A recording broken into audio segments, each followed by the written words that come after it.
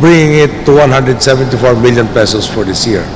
For our National Museum, we allocated 238 million pesos for 2012, which is 95 million pesos higher than your budget for 2011.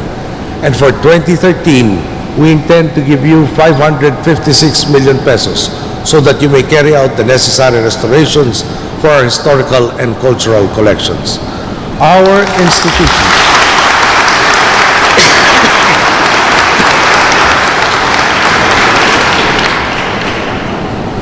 institutions must likewise have durable and permanent homes for you to become effective in fulfilling your mandate to safeguard our nation's cultural treasures. We are retrofitting the National Library and studying the transfer of the National Archives to the Intendencia in Intramuros, which will allow them to better address the needs of scholars. Now we are gradually implementing the National Museum Plan of 1998, which will finally pave the way for the establishment of our National Museum of Natural History, not just as a showcase for the riches of our natural resources and biodiversity, but as a place of research and education to help build a more scientifically literate society. For this, we have allocated 500 million pesos, which will cover the necessary construction expenses of the museum. The third part of our plan is to empower institutions to work with our people and with each other. With the help of groups like the Philippine National Museum Foundation, which through the years has shown great support to the National Museum, we are working hand in hand to preserve our cultural artifacts and to advance the understanding and appreciation of our people for these. I understand that discussions are taking place between members of my cabinet such as Ricky Carandang, Mon Jimenez, Butch Abad, and Cesar Purisima, and various stakeholders in our cultural community, so that your concerns can be raised. You will find all of us willing to listen and eager to help. On the other hand, you are all called to public service, and this means being part of the solution and not part of the problem. Please use your budgets well and responsibly. Do not shortchange the public just so you can give bonuses to yourselves. We will take care of your bonuses. As government institutions, it is only fair to expect you to discard old habits the same way other agencies are discarding the old status quo. Now, the fulfillment of our dream of our museums and libraries rivaling those in foreign lands can be seen on the horizon.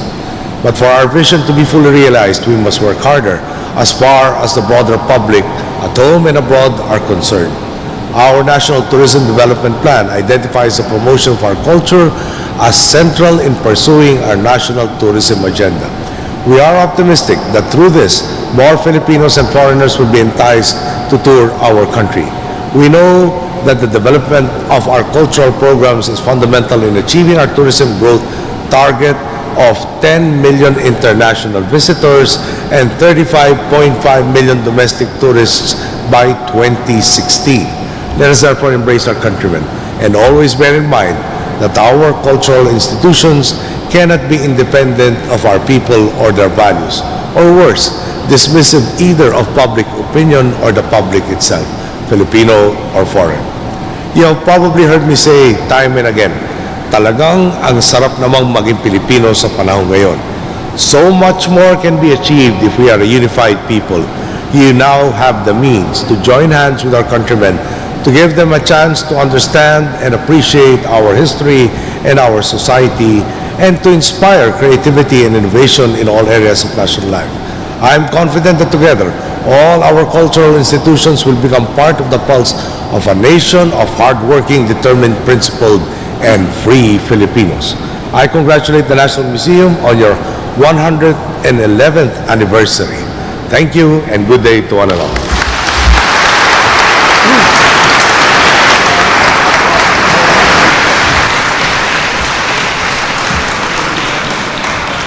Thank you very much, Mr. President. May we request His Excellency, as well as former President Ramos, please remain on stage for a photo opportunity with the members of the Cabinet, Mayor Lim, trustees of the National Museum and the Director, and the officers and members of the Museum Foundation of the Philippines. Ngayon ay mag-photo opportunity ang mga tao dito with the President as part of the activities po dito nga sa paggunita ng 111th Foundation Anniversary ng National Museum. At mamaya po, pag alis ng ating Pangulo, ay inaasahan na tutungo siya dito sa GSIS Art Collection Gallery dito po sa 21st Gallery, kung saan ilalagay ang 87 paintings ng GSIS. Kasama na dito yung Spoliarium Hall, kung nasaan yung Spoliarium painting ni Juan Luna. Sa kanyang talumpati, sinabi ng ating Pangulo na ginunita niya yung kanyang grandfather ng speaker ito ng House, dito po ginagawa yung mga sessions. At ang kanyang ama na si Ninoy Aquino, na dating senador noon, ay dito din nagpupunta sa session hall na ito. At sinabi niya ang kahalagahan ng pagbibigay homage sa mga nagsakripisyo para magkaroon tayo ng napakagandang museo ngayong panahon na ito. Sabi niya, culture and arts are a necessity if we are to have a vibrant life. Sinabi din niya that art and culture must be treated as a national strategy para sa ating mga bagong henerasyon. At binanggit niya na itinaas ang budget ng National Museum at mga kaakibat na ahensya nito para rin sa mga future generations. At ang ating Pangulo po ay magtutungo na sa wing ng GSIS. Ito po yung bagong wing na ibinigay ng National Museum para sa mga artworks ng GSIS sa pamamagitan ng isang Memorandum of Agreement na pinirmahan nila noong Pebrero. At ang National Museum na po ang mamamahala ng long term dito sa mga paintings ng GSIS. At dito po sa, ayan po, nakikita natin na ang isa sa mga paintings ni Juan Luna, ito yung Persian Life, no? Napaka-significant po ng painting na ito dahil nag-iba na yung perspective ni Juan Luna dito sa kanyang painting. Unlike yung Spoliarium na madilim, ito medyo gumamit na po siya ng mga light colors at vibrant na ang kanyang painting. Nagpapakita na nag-iba na yung kanyang perspektibo.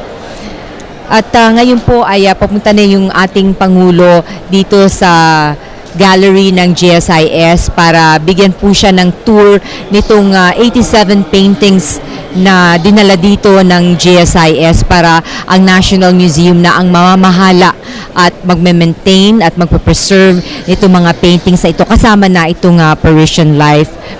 Dito po sa South Wing, ang house floor, makikita ang first 6 galleries ng National Museum. Sa Gallery 1 o Luis Ablaza Hall ay makikita ang mga colonial Philippine religious art mula 17th to the 19th century.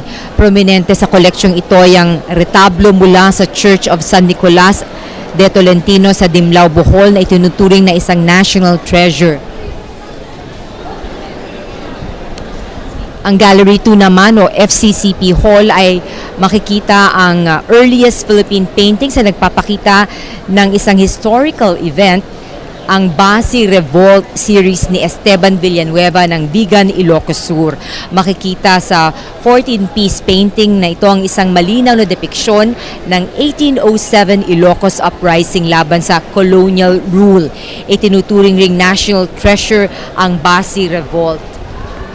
At sa Gallery 3 naman ay makikita ang Philippine art mula sa academic at romantic period, particular na ang huling 3 dekada ng 19th century, kabilang dito ang mga gawa ni Juan Luna, Lorenzo Guerrero at Gaston O'Farrell. At makakasama po natin ngayon si Patty Benitez Johan Joano, President of the Museum Foundation of the Philippines. Magandang hapon po. Magandang hapon din sa inyo. So this October, we are celebrating Museum and Galleries Month, and we've had several activities, and this is the culmination of it. That's right.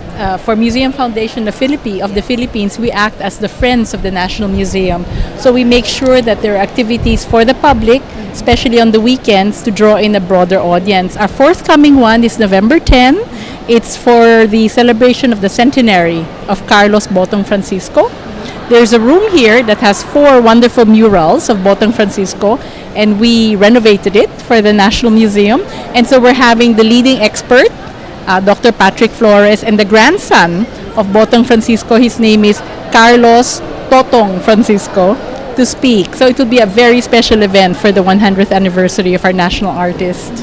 And aside from that, are we expecting any more activities? Yes, the Museum Education Division constantly has things for the public schools. And so bus-bus yan nagdadatingan, 7, 8, 10 buses a day dumadating during school season, and then kami naman sa weekends. You think there is enough awareness among our youth and our children dito sa kahalagahan ng pagkakaroon ng ganitong klaseng mga exhibits at ganitong museo? It's never enough. But I think in order for us to remain in the consciousness of the public, we have to be relevant to them. And so when Philippine history gets discussed, when Philippine zoology, botany, environment gets discussed, the natural inclination of teachers would be to bring their students here.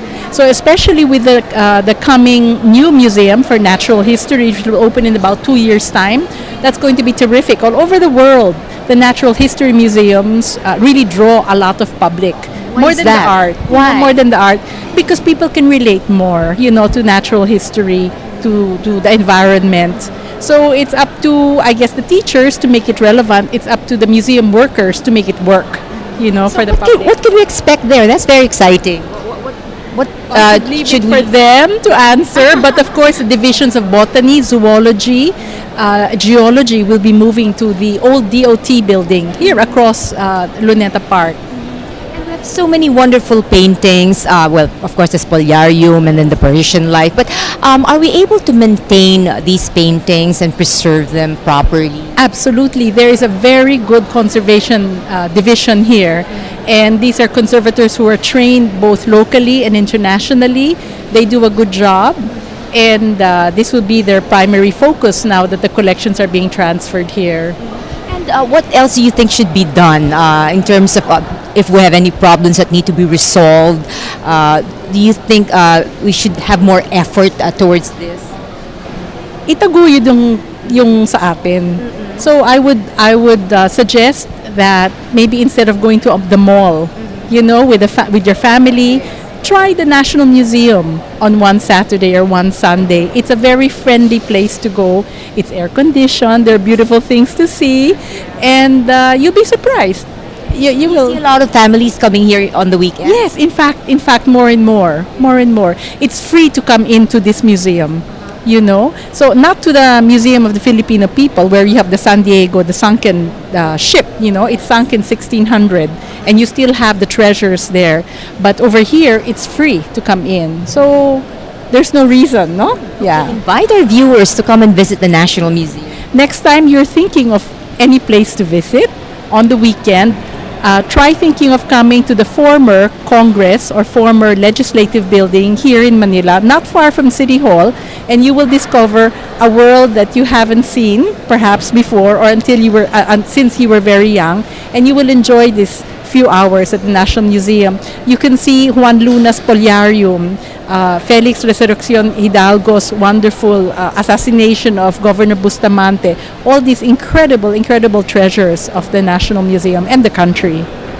Thank you very much, and happy Foundation Day to the National Museum. Thank you. That was